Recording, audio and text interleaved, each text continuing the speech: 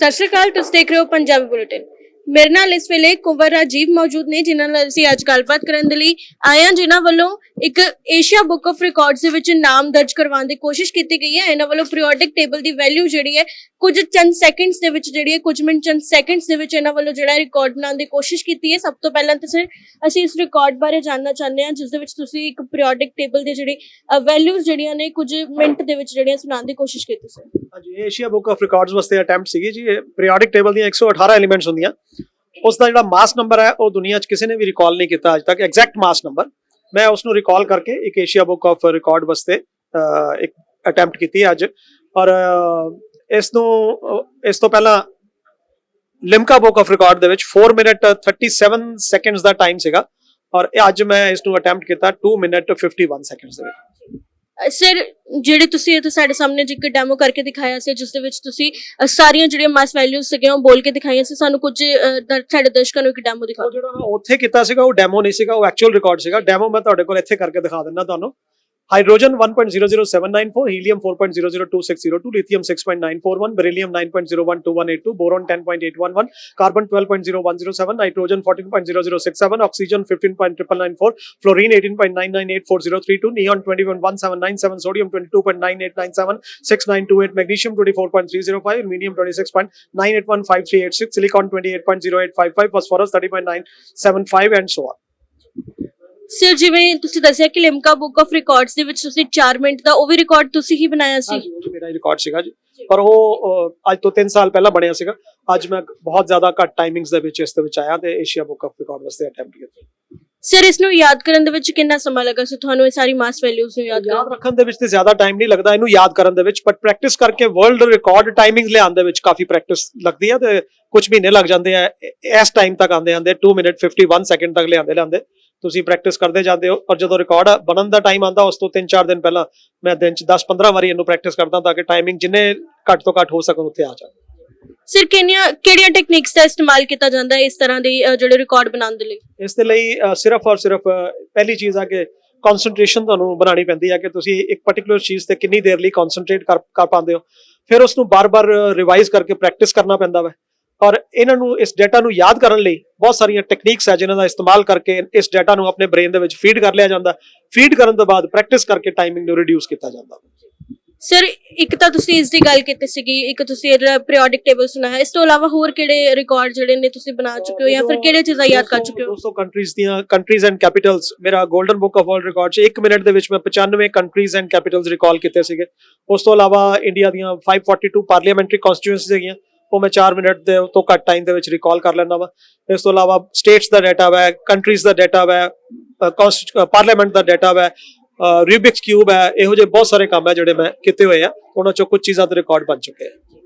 Sir, ਇਹਨਾਂ ਕੁਝ ਯਾਦ ਕਰਦੇ ਹੋ ਕਿਵੇਂ? ਕੁਝ ਵਿਸ਼ੇਸ਼ ਤਰੀਕੇ ਦੇ ਨਾਲ ਕੋਈ ਮੈਡੀਟੇਸ਼ਨ ਕਰਦੇ ਹੋ ਜਾਂ ਫਿਰ ਕੁਝ ਅਜਿਹਾ ਹੁੰਦਾ ਹੈ ਆਪਣੀ ਜੀਵਨ ਸ਼ੈਲੀ ਦੇ ਵਿੱਚ ਕੁਝ ਚੇਂਜਸ ਕਰਦੇ ਹੋ ਇਸ ਚੀਜ਼ ਨੂੰ ਲੈ ਕੇ? ਕਿਸੇ ਨੂੰ ਵੀ ਜੇ ਅੱਜ ਕੋਈ ਕਿਸੇ ਦੀ ਐਵਰੇਜ ਮੈਮਰੀ ਹੈਗੀ ਹੈ, ਜੇ ਉਹ ਆਪਣੀ ਮੈਮਰੀ ਨੂੰ ਵਧਾਉਣਾ ਚਾਹੁੰਦਾ ਤੇ ਜੀਵਨ ਸ਼ੈਲੀ ਚੇਂਜਸ ਕਰਨੇ ਦਾ ਬਹੁਤ ਹੀ ਜ਼ਰੂਰੀ ਹੈਗਾ। ਆਪਣੇ ਲਾਈਫ ਸਟਾਈਲ ਨੂੰ ਚੇਂਜ ਕਰਨਾ, ਖਾਣਾ ਪੀਣਾ, practice, concentration the practice, techniques the practice and ਉਹਨੂੰ ਉਸ ਡਾਟਾ ਨੂੰ ਬਾਰ-ਬਾਰ ਰਿਵਾਈਜ਼ ਕਰਦੇ ਰਹਿਣਾ ਟਾਈਮ ਟੂ ਟਾਈਮ। ਇਹ ਸਾਰੀਆਂ ਚੀਜ਼ਾਂ ਇਕੱਠੀਆਂ ਹੋ ਕੇ ਹੀ ਤੁਹਾਡੀ ਮੈਮਰੀ ਨੂੰ ਸ਼ਾਰਪ ਬਣਾਉਂਦੀਆਂ ਵਾ।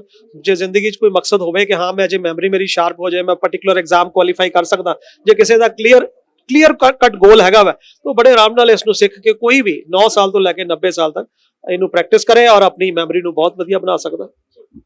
ਸਰ, ਜਿਵੇਂ ਤੁਸੀਂ ਦੱਸਿਆ ਕਿ ਕੋਈ ਵੀ ਪ੍ਰੈਕਟਿਸ ਕਰਕੇ ਜਿਹੜਾ ਬਣਾ ਸਕਦਾ, ਪਰ ਕਈਆਂ ਦੀ ਜਿਹੜੀ ਲੈਵਲ ਹੁੰਦਾ ਉਹ ਬਹੁਤ ਜਲਦ ਸਿੱਖ ਜਾਂਦੇ ਨੇ, ਕੁਝ ਲੋਕ ਸਮਾਂ ਲਗਾਉਂਦੇ ਨੇ। ਇਸ ਨੂੰ ਕਿਵੇਂ ਜਿਹੜਾ ਬਰਾਬਰ ਕੀਤਾ ਜਾ ਸਕਦਾ? ਉਸ ਦਾ ਕਾਰਨ ਇਹ ਹਮੇਸ਼ਾ ਹੀ ਰਹੇਗਾ, ਇਹ ਕਦੀ ਬਰਾਬਰ ਨਹੀਂ ਹੋ ਸਕਦਾ। ਕਾਰਨ ਮੀਨਸ ਤੁਸੀਂ ਹਰ ਕੋਈ ਆਪਣੀ ਅਲੱਗ ਕਲਚਰਲ ਬੈਕਗ੍ਰਾਉਂਡ ਤੋਂ ਹੈਗਾ ਵਾ। ਤੁਹਾਡੇ ਘਰ ਦਾ ਕਲਚਰ ਹੋ ਰਿਹਾ, ਤੁਹਾਡੇ ਘਰ 'ਚ ਡਿਫਰੈਂਟ ਚੀਜ਼ਾਂ ਪੜ੍ਹਾਈਆਂ ਜਾਂਦੀਆਂ, ਤੁਹਾਡੀ ਪ੍ਰੋਗਰਾਮਿੰਗ ਸਾਰਿਆਂ ਦੀ ਅਲੱਗ-ਅਲੱਗ ਹੈਗੀ ਹੈ। ਇਸ ਕਰਕੇ ਕਦੀ ਵੀ ਸਾਰੇ ਇਨਸਾਨ ਬਰਾਬਰ ਨਹੀਂ ਹੋ ਪਾਉਣਗੇ। ਹਾਂ, ਫਰਕ ਕੀ ਹੈਗਾ ਕਿ ਕੁਝ ਬੱਚਾ ਜਲਦੀ ਸਿੱਖ ਲੈਂਦੇ, ਕੁਝ ਲੇਟ ਸਿੱਖਦੇ। ਉਹਦਾ ਕਾਰਨ ਪਤਾ ਕੀ ਹੈ ਕਿ ਕਿਸੇ ਨੂੰ ਆਪਣਾ ਰੀਜ਼ਨ ਕਲੀਅਰ ਹੈ ਕਿ ਮੈਂ ਜ਼ਿੰਦਗੀ 'ਚ ਉਸ ਪਾਰਟਿਕੂਲਰ ਜਗ੍ਹਾ ਤੇ ਪਹੁੰਚਣਾ ਮੈਂ ਤੇ ਮੈਂ ਕੁਝ ਵੀ ਸਿੱਖਣ ਨੂੰ ਤਿਆਰ ਹਾਂ। ਦੂਸਰੇ ਨੂੰ ਇਹੀ ਨਹੀਂ ਪਤਾ ਕਿ ਮੈਂ ਕਰਨਾ ਕੀ ਹੈ ਜ਼ਿੰਦਗੀ ਦੇ ਵਿੱਚ, ਉਹਨੂੰ ਜੋ ਮਰਜ਼ੀ ਸਿਖਾਈ ਜਾਓ ਧਿਆਨ ਨਹੀਂ ਦੇਗਾ। ਸਭ ਤੋਂ ਜ਼ਰੂਰੀ ਚੀਜ਼ ਆ ਕਿ ਉਹਨੂੰ ਪਹਿਲਾਂ ਦੱਸਿਆ ਜਾਵੇ ਕਿ ਤੂੰ ਬੇਟਾ ਲੱਭ, ਤੂੰ ਕਿਹੜੀ ਚੀਜ਼ 'ਚ ਅੱਛਾ ਹੈਗਾ ਵਾ, ਤੂੰ ਕਿਹੜੇ ਪਾਸੇ ਜਾਣਾ ਚਾਹੁੰਦਾ ਵਾ। ਉਹਨੂੰ ਗਾਈਡ ਕੀਤਾ ਜਾਵੇ। ਜਦੋਂ ਗਾਈਡ ਕਰਦੇ ਹੋਗੇ ਨਾ, ਫਿਰ ਉਹਨੂੰ ਜੋ ਸਿਖਾਓਗੇ ਉਹ ਵੀ ਜਲਦੀ ਸਿੱਖਣ ਲੱਗ ਜਾਏਗਾ। ਕਲੈਰਿਟੀ ਨਹੀਂ ਹੈਗੀ ਮੈਂ ਜਾਣਾ ਕਿਹੜੇ ਪਾਸੇ ਆ, ਉਸ ਕਰਕੇ ਉਹ ਭਟਕਦੇ ਰਹਿੰਦੇ ਆ। ਤੇ ਇਹ ਨਹੀਂ ਕਿ ਉਹ ਨਲਾਇਕ ਹੈਗੇ, ਕੋਈ ਵੀ ਨਲਾਇਕ ਨਹੀਂ ਹੈਗਾ, ਕੋਈ ਵੀ ਇੰਟੈਲੀਜੈਂਟ ਜਾਂ ਜੀਨੀਅਸ ਨਹੀਂ ਹੈਗਾ, ਕੋਈ ਵੀ ਮਾੜਾ ਨਹੀਂ ਹੈਗਾ।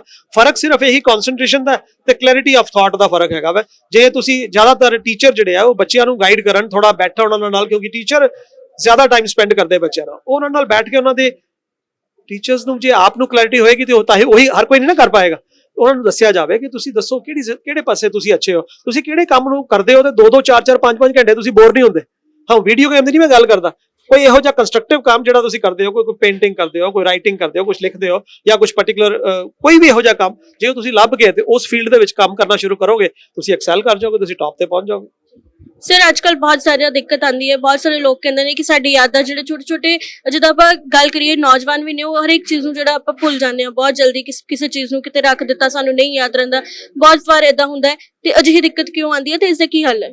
ਉਹਦਾ ਕਾਰਨ ਇੱਕ ਟੈਕਨੀਕਲ ਰੀਜ਼ਨ ਦੱਸ ਦਿੰਦਾ ਕਿ ਸਾਡਾ ਜਿਹੜਾ ਬ੍ਰੇਨ ਹੈ ਉਹ 3 ਸਟੈਪ 'ਚ ਵਰਕ ਕਰਦਾ ਵਾ। ਪਹਿਲਾ ਹੁੰਦਾ ਰਜਿਸਟਰ ਮੀਨਸ ਰਿਕਾਰਡ ਕਰਨਾ ਇਵੈਂਟ ਨੂੰ, ਫਿਰ ਰਿਵਿਊ ਮੀਨਸ ਰਿਵਾਈਜ਼ ਕਰਨਾ, ਤੇ ਤੀਸਰਾ ਰਿਕਾਲ, ਯਾਦ ਕਰਨਾ ਉਹਨੂੰ।